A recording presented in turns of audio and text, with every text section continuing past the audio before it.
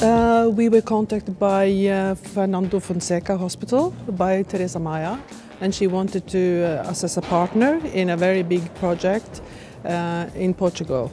And that was focusing on children's position in families where they have mental illness or substance abuse by the parents. Well, the project was carried out the way that we trained the team of Teresa Maia at the hospital, and also people from the communities around the hospital. And it was actually altogether 5 different interventions, different kind of activities that you aim to help the children, but also to talk to the parents about the position of the children. And I must say this was the most successful year I've seen someone carried out that kind of projects. And at the same time they also had established the services for mental health for children and adolescents in this area. And that was a new service. It's never been there before. These interventions is a part of the practice. It turned out to be a change of practice, and that's what we want, really. That's success number 1. The hospitals, they are doing treatment, but when it comes to prevention, they need to work where the children are, where the families live. And that's what's so successful in this area. When we have projects in the EEA for AIM, there is such they won't change. They won't change, and when they have the ability to have access to money to do this as a project, it is a good combination. It's not a one-way ticket, this.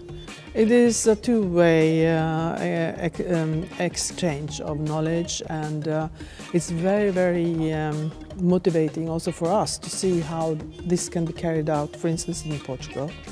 So then it's much more easy to go on and see how we can do it, actually.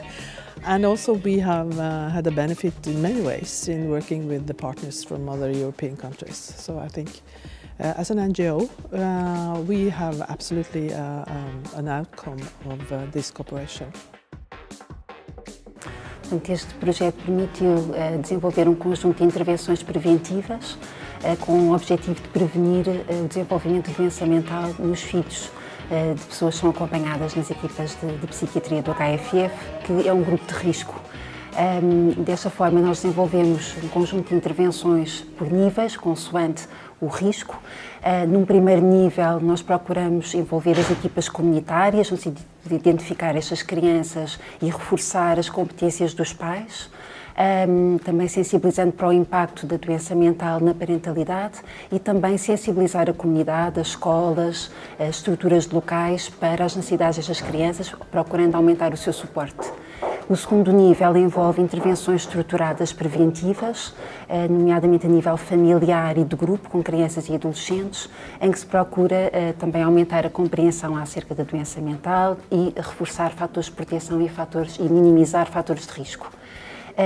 Por fim, nós procuramos também identificar de forma precoce crianças e jovens que já têm doença psiquiátrica e facilitar o acesso a intervenções terapêuticas na equipa de pedopsiquiatria, e foi muito importante a constituição de uma equipa multidisciplinar que neste momento dá também resposta a estas crianças e jovens. Este projeto é um projeto que foi muito focado na formação e na formação que nos permitiu termos competências específicas para podermos implementar práticas diferentes na forma de abordarmos uma população que nos é facilmente acessível, está debaixo dos nossos olhos e que é uma população de risco e que são os filhos dos nossos doentes.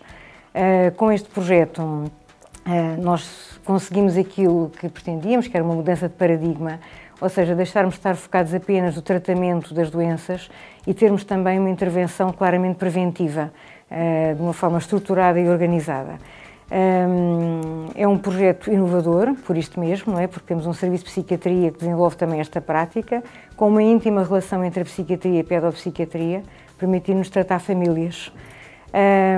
Por outro lado, foi um projeto também que se tornou, pela forma como foi organizado, sustentável, porque a formação permitiu-nos mudar as nossas práticas, porque nos permitiu também, por exemplo, contratar uma equipa de pedopsiquiatria que nesta altura está em funções e que permite dar uma resposta completamente diferente da que existia anteriormente às crianças e às famílias que moram na nossa região. Os IA Grant aqui foram absolutamente fundamentais porque nos permitiram resolver um problema que nós não estávamos de todo a conseguir resolver, não era? Que era ter, nomeadamente, o contratar uma equipa de pedopsiquiatria. Mas permitiram-nos outras coisas muito importantes e que tornam o programa sustentável, como eu disse, que foi formação.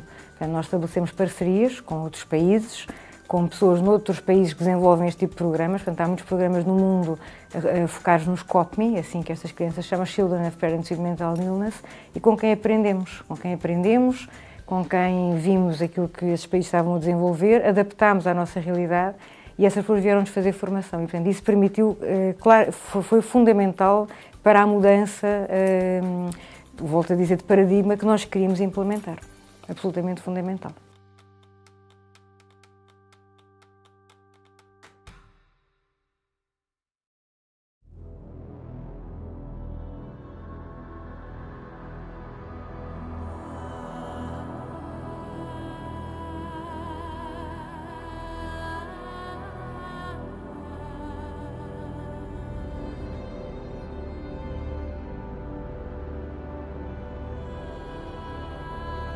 Uma das coisas que nos aliciou bastante quando lemos o regulamento do concurso que nos candidatamos, esta candidatura da Pegada Cultural, algo que para nós foi importante foi perceber que o projeto tinha que ser desenhado tendo em consideração uma relação estratégica com agrupamentos escolares.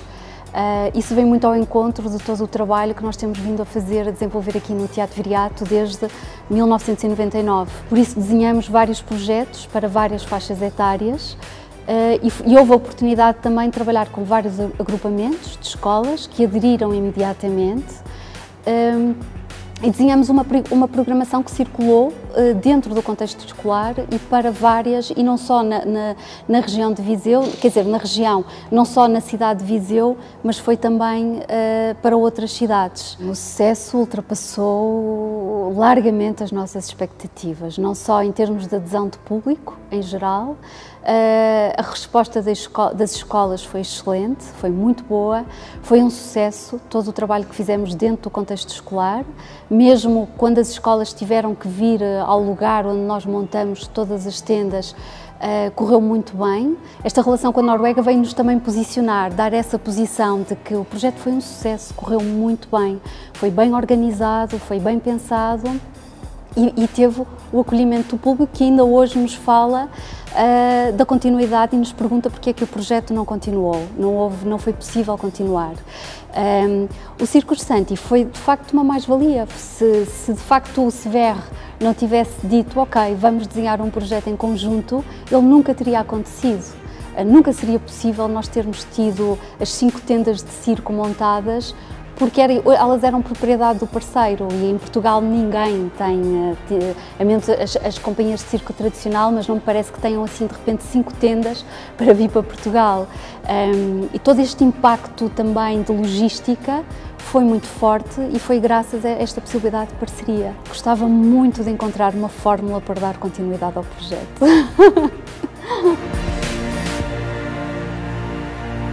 The last year, when I was in this closing conference in Lisboa about the cultural project,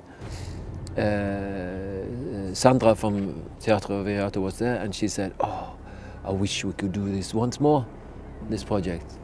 And of course, we would love to come back. And that's kind of my main feedback is that it's like, you know, going into the jungle with a machete. You have to cut your way. So we managed to come through the jungle of collaboration, starting the contracts, all the understandings and all these cultural differences and stuff. We had a perfect project from the moment we started and we did it. Yeah, first of all, you always learn something when you work with others, even if it's like, yeah, it's the same. They work as the same, they do the same, and it's the same relation to the audience, it's the same relation to the art and the light and how they do everything. So that is good, because then you don't feel lonely. It's not like a weird thing that we do. but also in Portugal, in a little city up north in Portugal, they work with the same problems, the same success, the same thing, and we talk the same language.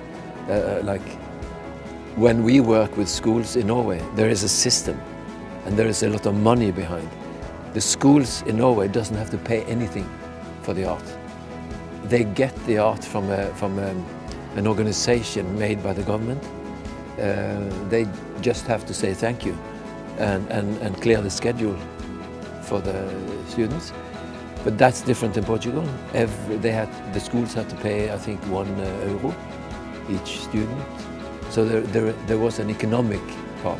If they have to pay for it, then maybe that is, even if it's not so much money, it's enough obstacle to say, no, we can't do this.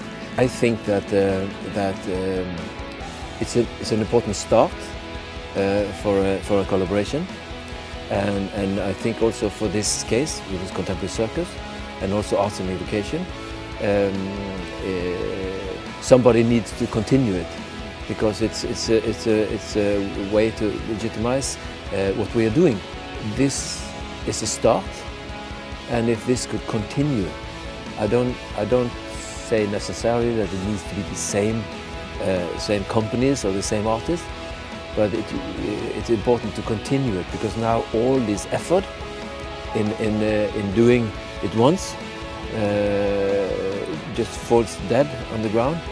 This project in Portugal would never happen if EU didn't fund networks of artists in Europe, and so I could go to these networks and meet Portuguese working in Portugal, so they know me, and then when there's an opportunity from Portugal, they think, Norway, I know Sverre, I know Circus Village, I know Circus Antti, I phone him. The EEA grants are based on an agreement between the European Union and the 3 EFTA states, Iceland, Liechtenstein and Norway. Well, I see the EEA grants as the grants of opportunities. They have, over the years, produced very many positive results. They have developed our relations, and the absorption in Portugal is very high, among the highest of all the beneficiary countries.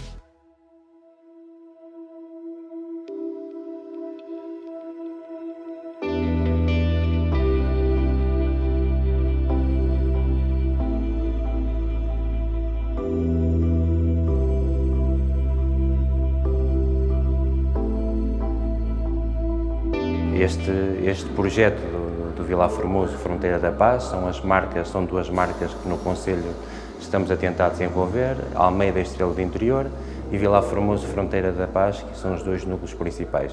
E as vivências de fronteira que haviam, nós quisemos transmitir o passado a este projeto.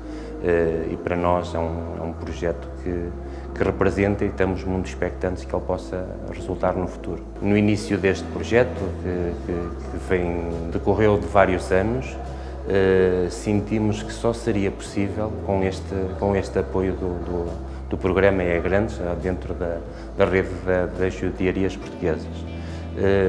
Sem este apoio não conseguiríamos chegar ao detalhe que este projeto tem, até porque a Câmara Municipal fez um investimento grande e sem esse apoio seria muito mais difícil chegarmos ao fim que chegamos neste projeto, que têm a oportunidade hoje de visitar. Este projeto é muito importante porque não só fala do passado, mas é essencialmente inspirador de um melhor presente-futuro em que se acredita no ser humano e na capacidade de nós entendermos de uma forma pacífica e com compaixão. Este projeto tem para mim uma importância fundamental. É talvez a forma como se mostra como Portugal soube numa altura tão difícil receber tanta gente e, no fundo, aqui que nós pretendemos foi guardar a memória das pessoas, muitas delas de origem judia, algumas que até tinham sido descendentes de famílias expulsas do século XVI, mas que, no fundo, acabaram por passar por Portugal e aqui encontrar apoio e um caminho para uma nova vida e uma nova liberdade. E foi esse o nosso objetivo, foi, de alguma forma, honrar a memória dessas pessoas.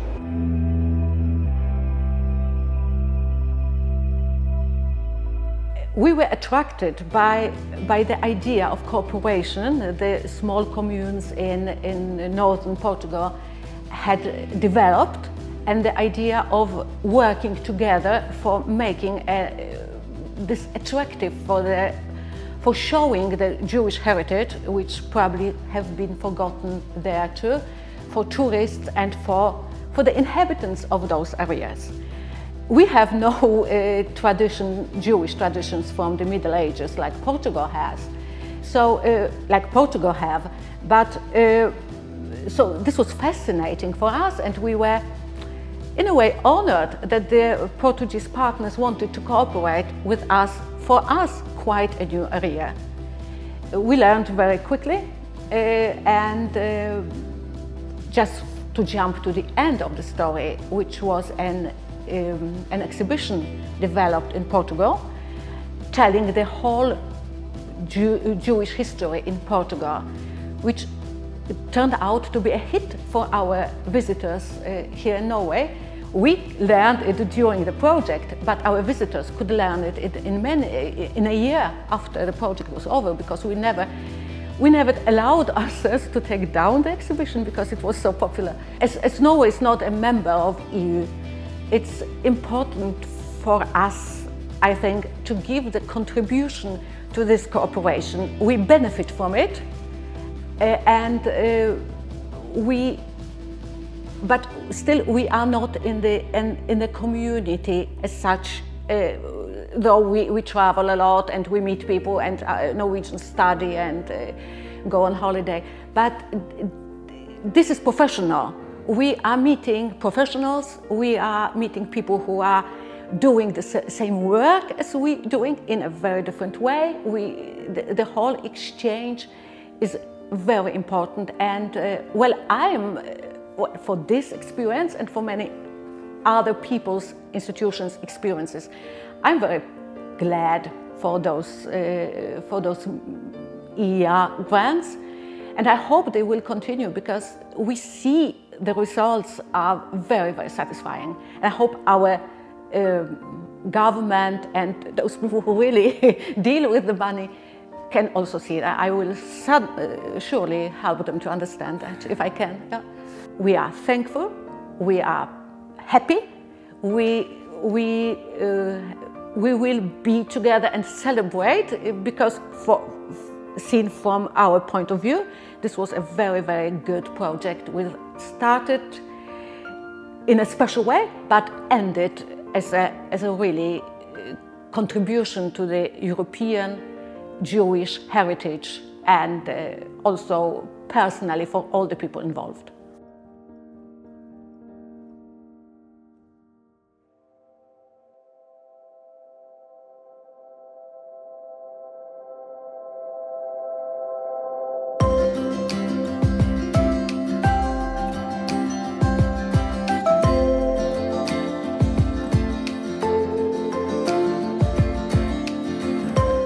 First of all,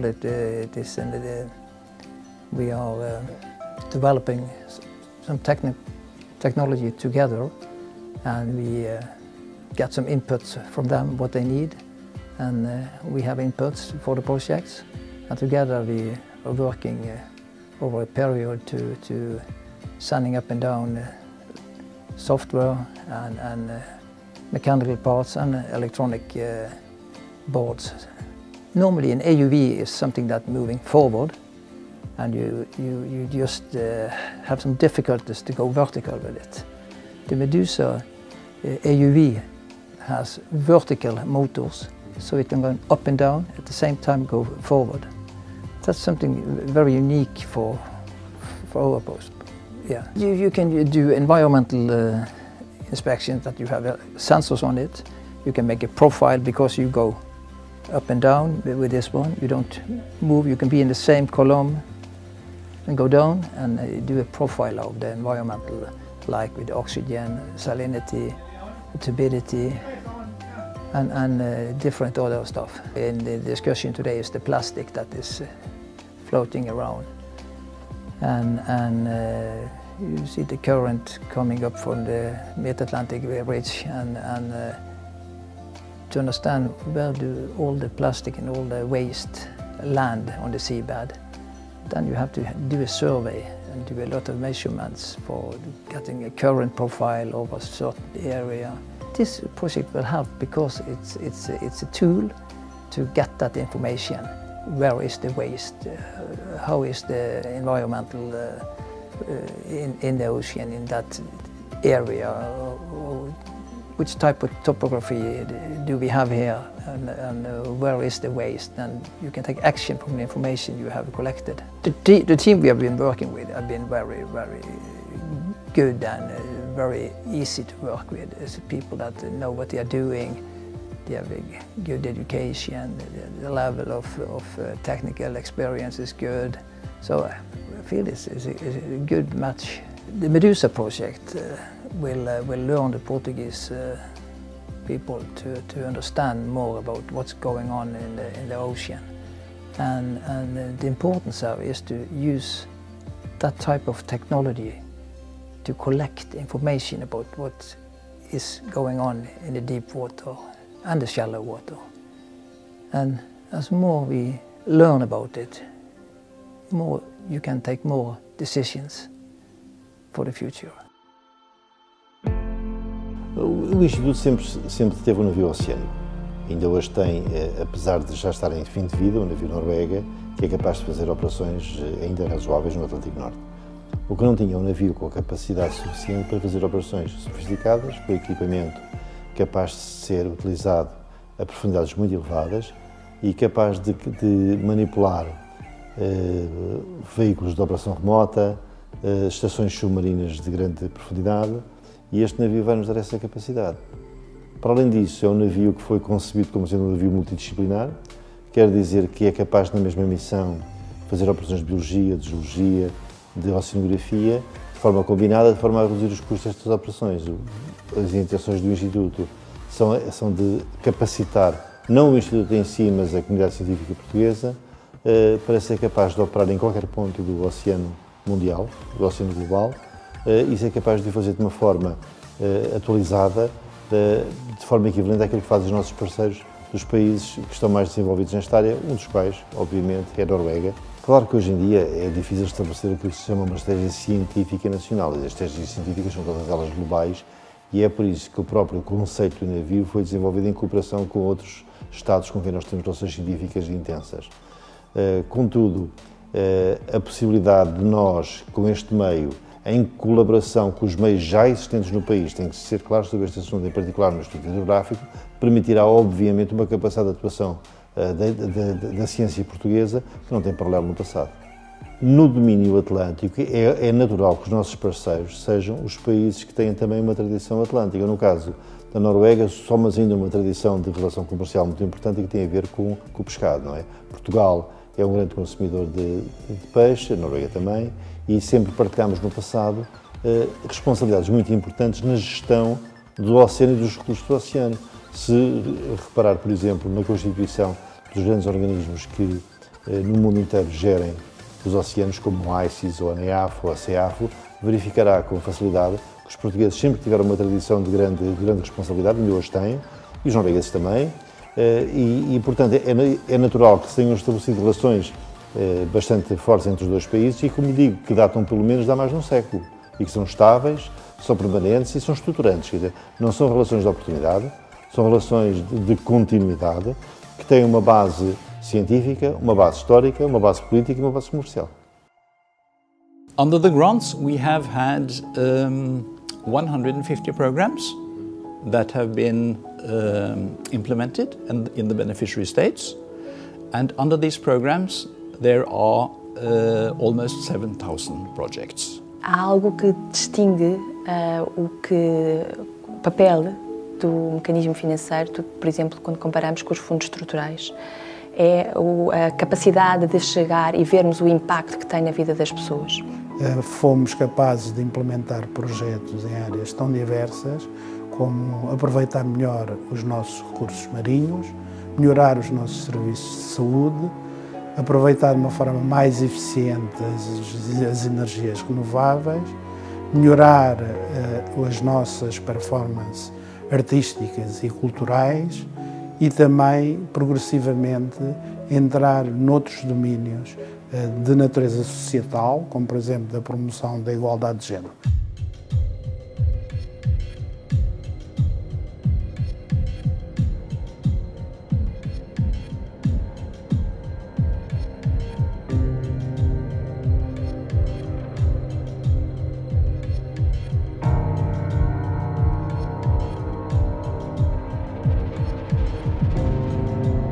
Sem o programa Cidadania Ativa não teria sido possível a PEL ter esta continuidade de trabalho artístico em contexto prisional.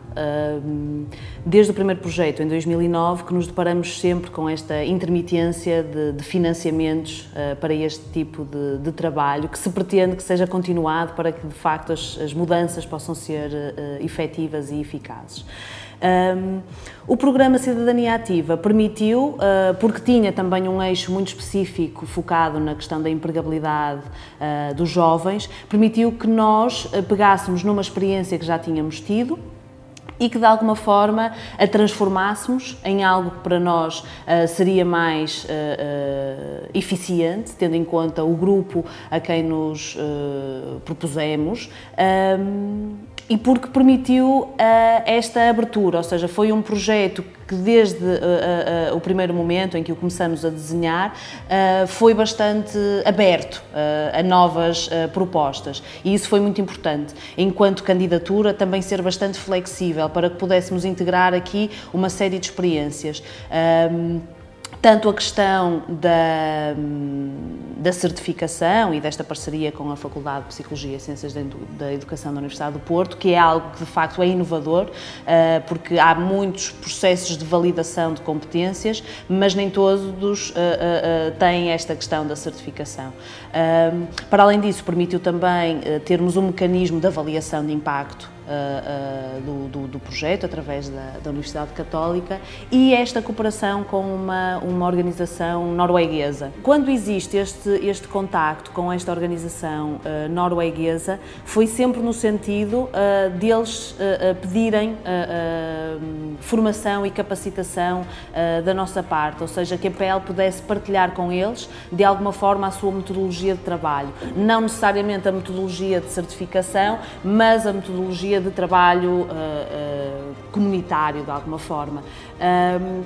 E aquilo que nós fizemos na Noruega foi trabalhar durante 3, 4 dias, de forma intensiva, com um grupo não só de técnicos e de alunos da escola do Nordic Black Theatre, mas também com grupos de responsáveis de ONGs norueguesas, com o objetivo que de alguma forma pudessem também depois disseminar esta metodologia.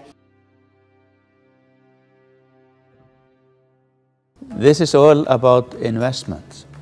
Investments in peace, investments in cooperation, in contacts, in learning, and in social cohesion. The initial idea was that the EFTA countries in the EEA would contribute to the social cohesion in Europe, and I was at this time a member of parliament in Iceland and also a member of the EFTA and the EEA parliamentary committees. I have to admit that some of us were kind of skeptical about spending this money. We were wondering whether this was just throwing money away, but now after I've seen the projects and the outcome, I would have to admit that I am pleasantly surprised. I think these projects have done a good job, both here in Portugal and in the other recipient countries, but also in the countries in Iceland, Norway and Liechtenstein, because when my institution is participating in a project with a Portuguese university or another institution, we are learning and we are gaining just as the Portuguese partner. It is so important that people have contacts, that people work together across Europe and between Iceland and Portugal, between Norway and Portugal, or Liechtenstein and Portugal, and between all the countries in Europe. When we know each other, and when we learn from each other, and when we contribute to each other, then we become friends. We become more tolerant, we become more willing to see the real things, and this is just what we need.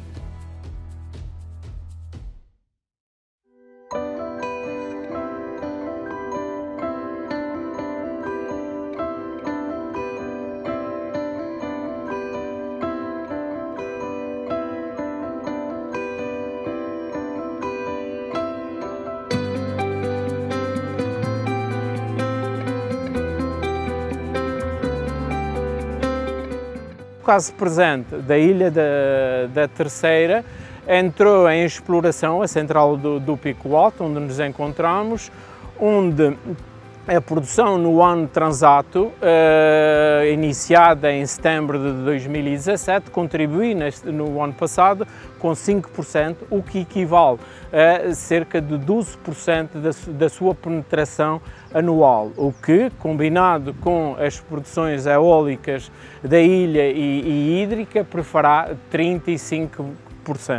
Esta produção proporcionará uma economia de se evitar a importação dos derivados de petróleo em cerca de 3.500 toneladas, o que é equivalente a um custo de 2,5 milhões de euros anuais, e em termos genéricos podemos dizer que os benefícios advindos dessa central são a diverso nível. Por exemplo, a nível estratégico, contribui para o aumento da autonomia energética da ilha e dos Açores, aumentando a segurança do abastecimento e até protegendo a região de flutuações internacionais dos derivados do petróleo, quer por via da escassez ou quer por via da flutuação do seu preço. Dispondo do apoio da Autoridade Nacional de Energia islandesa, foi-nos mostrado um apoio muito útil para a configuração da nossa candidatura com um projeto pré-definido a ser presente no âmbito do programa EA Grants.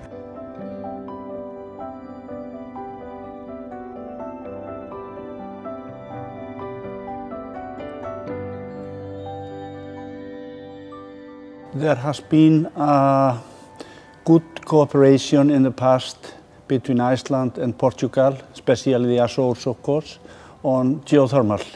Many Icelandic scientists have come there to assist in the development of the geothermal resources in the Azores. So when this project came up, the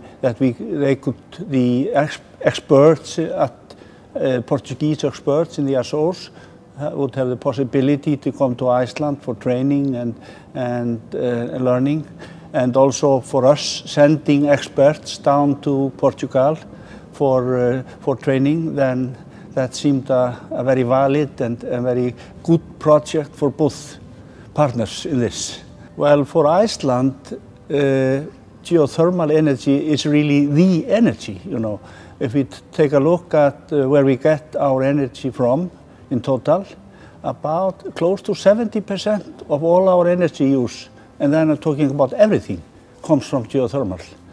So we have a very good experience in utilizing geothermal energy, not only for producing electricity, which is perhaps the most important thing for the Azores, but also direct use for heating, for spas and swimming, greenhouses and so on. These are some of the most important goals of the UN Sustainable Development Goals, and to bring energy, renewable energy possible to everybody. So it is so important that we try to utilize the resources that we have to the best, in the best way that is possible. And geothermal is certainly one of the renewable energy sources that we need to develop as possible. And if we look at the Azores especially, they are already producing electricity from both in San Miguel and in Terceira, but more is needed, and they have to keep on developing their fields to be able to supply the people in the Azores with the energy, electrical energy they need as much as possible, because still there are fossil fuels used in the Azores, which in my opinion shouldn't be necessary. I can just put it very bluntly in that these projects would not have been realized without the EEA grants, you know. I think for these countries, I'm not going to say that we are focusing mainly on developing countries. So the EU is outside our reach, really. But then the EEA grants came, and there we certainly saw that we could play an important role in furthering the utilization of geothermal within the EU. And that we couldn't do without the EEA grants.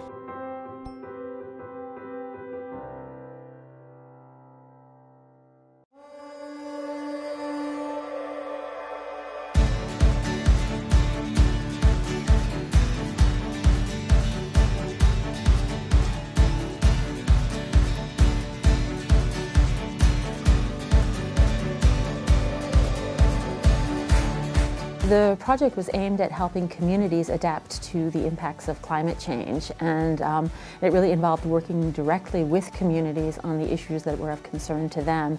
And the results really were engagement of different community members and stakeholders in climate change adaptation efforts. Well, it was really great to have to see how climate change adaptation is being worked with on the ground in communities in Portugal. And for us who are working with communities in Norway, we learned a lot about how to bring together natural scientists and social scientists and policymakers and decision makers to come up with a collective plan of action. Well, I think one of the key benefits of programs like this for international research collaborations is that you get people coming to Norway and learning what we're doing, and then going to, we get to go to Portugal and see how the same frameworks and issues work in a very different context.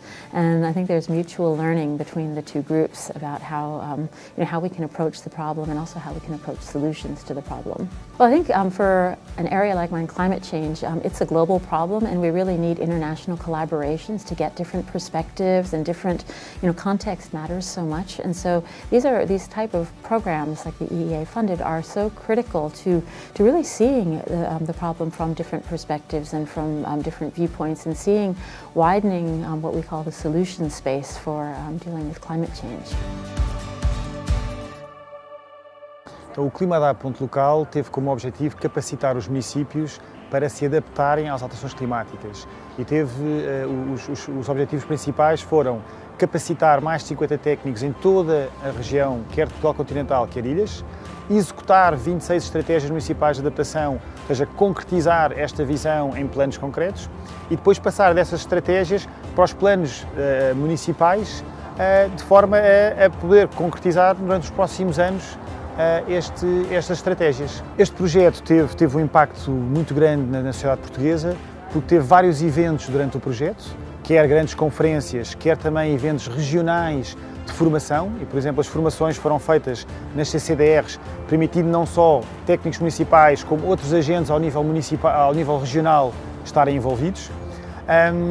Fizemos uma conferência também dedicada às empresas, ou seja, qual o papel das empresas em colaboração com os municípios para a adaptação local, e depois tivemos vários produtos em que ligámos também com as escolas. Tivemos, por exemplo, uma banda desenhada sobre o projeto, mas em que traz todos os aspectos de como é que as diferentes territórios em Portugal estão a ser afetados pelos impactos das alterações climáticas, como também algumas das respostas que já estão a ser iniciadas, isto num formato um bocado lúdico, o que permitiu que o projeto tenha tido uma publicidade até nos meios de comunicação. Nós tivemos mais de 100 ou 200 notícias em jornais, na televisão, na rádio. No âmbito deste projeto nós tivemos muita interação com os parceiros maioritariamente noruegueses. Fomos à Noruega 2 vezes e eles vieram cá a vários dos eventos. E foi muito interessante que, apesar de termos contextos políticos e sociais muito diferentes, e ambientais também, há muito do processo de pegar desde os impactos às vulnerabilidades atuais, vulnerabilidades futuras e depois todo o processo de adaptação é muito similar e podemos aprender qual foi o processo que os noruegueses fizeram, porque executaram este projeto há alguns anos atrás, e como é que isso foi revertido para este projeto. Foi bastante interessante porque partilhou logo com outros técnicos municipais o que é que aconteceu e que erros é que não deveriam ser cometidos, passando logo para a ação.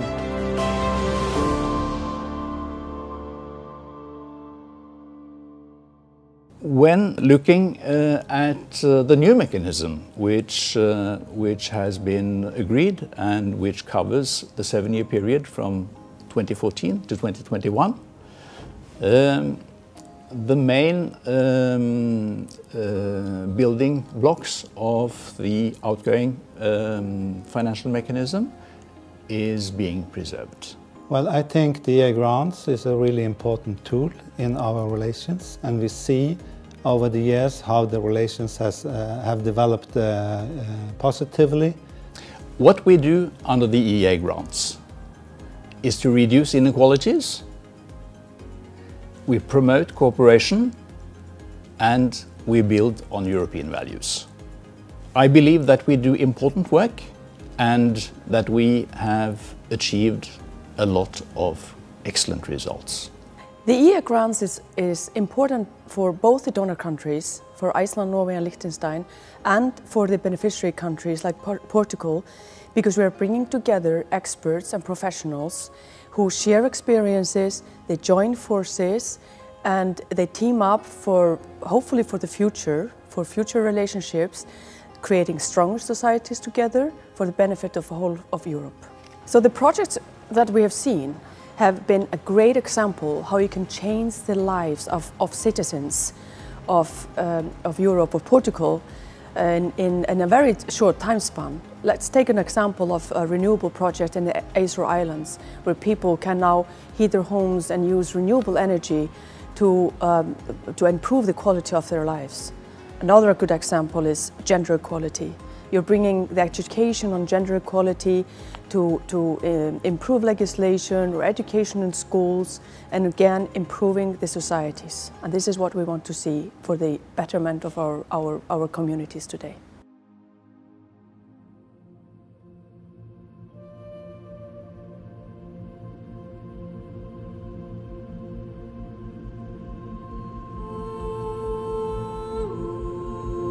O nosso projeto procurou, 5 anos depois da lei aprovada de 2011, relativamente à identidade de género e ao seu reconhecimento, tentou de alguma forma avaliar como é que a lei estava a ser implementada e quais os seus impactos nas pessoas-alvo da lei e quais as apreciações e as experiências dos diversos stakeholders envolvidos na implementação desta lei. E o que fizemos ao final de 5 anos foi uma coisa que já de si foi pioneira e importante, que foi avaliar como é que uma lei é implementada e os seus impactos. Portanto, o que nós avaliámos ao final de um ano foi a existência de uma diversidade muito grande de práticas, que iam desde pessoas que facilmente, com uma avaliação breve de 2 profissionais de saúde, conseguiam o seu relatório para poderem ir reconhecer quando quisessem a sua identidade de género, e outros que tinham experiências totalmente opostas, de esperarem vários anos, de se lhes exigirem 2 avaliações independentes, de se lhes exigirem alguns tratamentos médicos,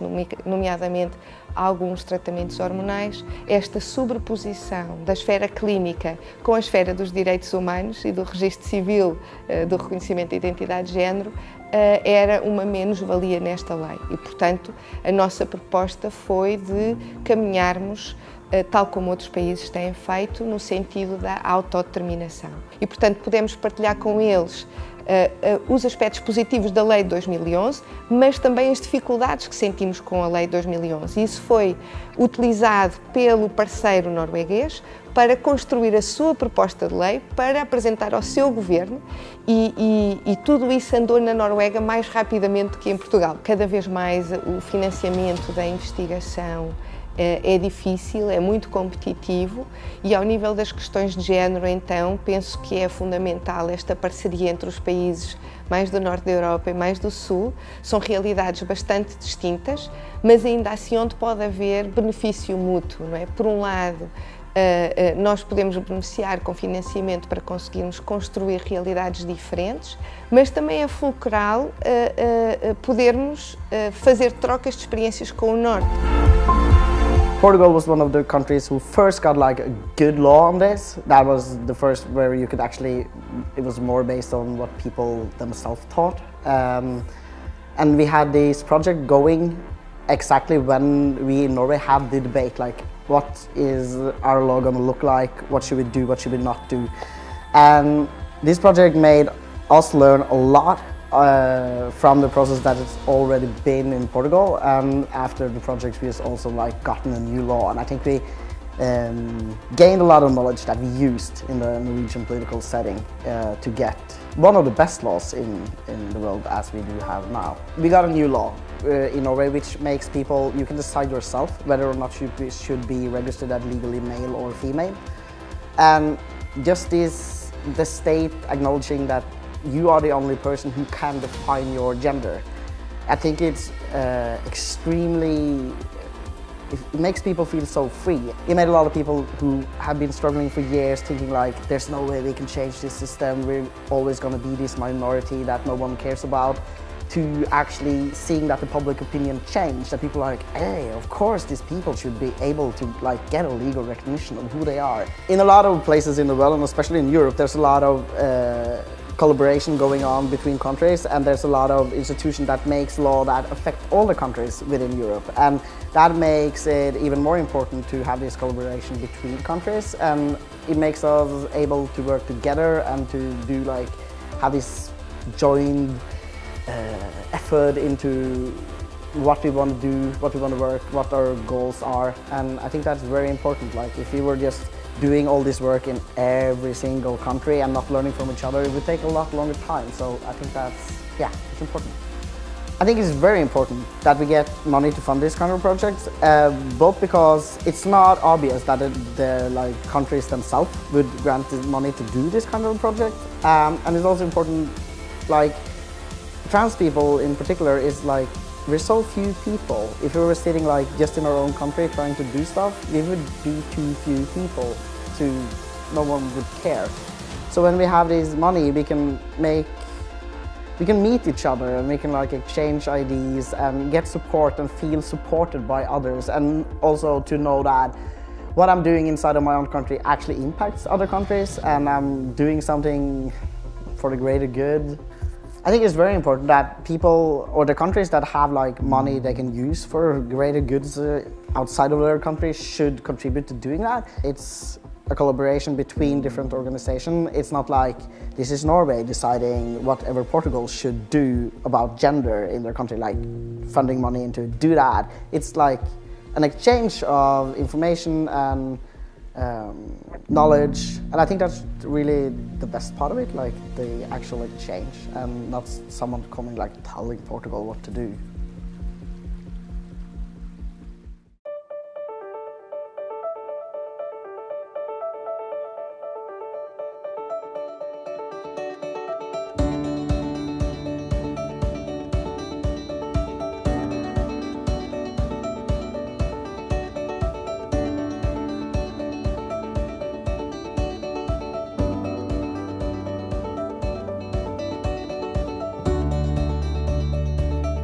Este projeto tinha como objetivos precisamente a capacitação técnica e pedagógica de formadores da escola do Chapitão. Portanto, este era o primeiro grande objetivo. O segundo grande objetivo tinha a ver com a inclusão nestas práticas de populações mais vulneráveis.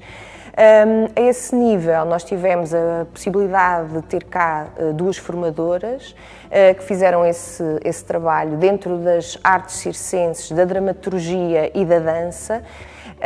No final, o que sucedeu e foi muito interessante é que estes saberes todos acabaram, estas competências acabaram todas por resultar num grande espetáculo que teve um impacto muito grande na comunidade, porque não foi só para nós, foi aberto ao público, tivemos cerca de 1000 pessoas. Portanto, o grande resultado foi a possibilidade de fazermos esta partilha de competências e de saberes e de conhecimentos que resultaram, que se incorporaram no que são as práticas da nossa escola.